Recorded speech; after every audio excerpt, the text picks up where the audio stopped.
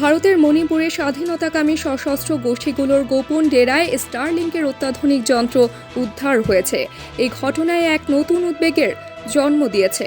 Elon মাস্কের সংস্থা কি সত্যি সশস্ত্র গোষ্ঠীগুলোর স্বাধীনতা সংগ্রামে সহযোগিতা করছে?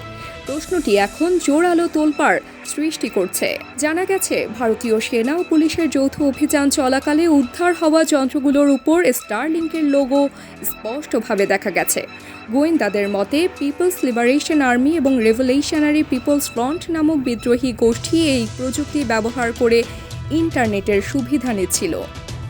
ভারতের কেন্দ্রীয় সরকার এখনও স্টারলিংকের উপগ্রহ ভিত্তিক ইন্টারনেট পরিষেবার অনুমোদন দেয়নি।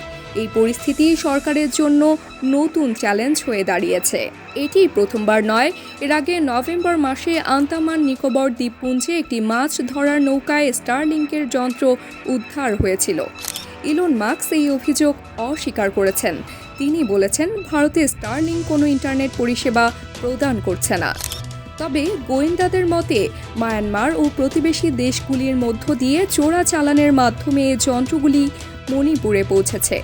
গোয়েন্দারা জানাচ্ছেন, সশস্ত্র গোষ্ঠী ও মাদক পাচারকারীরা স্টারলিংকের যন্ত্র ব্যবহার করে আন্তর্জাতিক যোগাযোগ রক্ষা করছে। এই প্রযুক্তির অন্ধকার দিকগুলো কি আমাদেরকে একটি নতুন সংকটের দিকে ঠেলে দেবে?